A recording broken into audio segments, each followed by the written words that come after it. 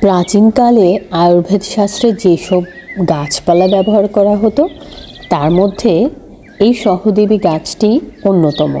কেন? কারণ প্রাচীনকালের রাজরানীদের খুব প্রিয় এই সহদেবী গাছ। কারণ হচ্ছে তারা রূপচর্চায় এই গাছটি ব্যবহার করত। কিভাবে বা কেন, তার জন্য জানতে হলে একটু সাথে থাকতে হবে। Welcome to my channel. সবাই কেমন আছেন? আশা করছি সবাই ভালো আছেন। আপনাদের সবাইকে স্বাগতম।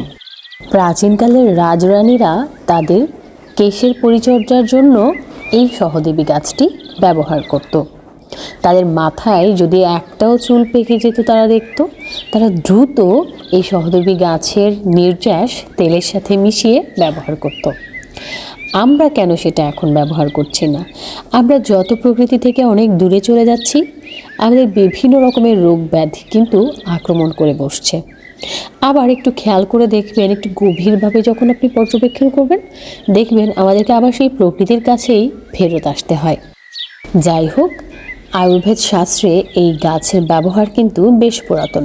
এই গাছের নির্যাস তেলের সাথে মিশিয়ে আপনি যদি ব্যবহার করেন, আপনার চুল পাকা রোধ হবে।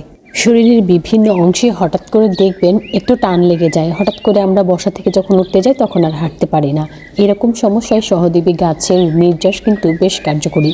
এছাড়াও ছোট্ট শিশু যারা ফিডিং করে, অর্থাৎ বুকের দুধ পান করে, তারা কিন্তু তাদের পেটে কিন্তু অনেক বেশি গ্যাস জমে, সেই ছোট্ট সোনামণিদের গ্যাস দূর করতেও কিন্তু এই সহদেবী গাছ ভেষজ চিকিৎসায় বেশ উপকারী হিসেবে গণ্য রয়েছে। এছাড়াও মাথা ব্যথা তো আমরা অনেকেই ভুগি, তাই না? এই মাথা ব্যথার নিরাময়ে কিন্তু এই সহদেবী গাছের ঝুড়ি মেলে।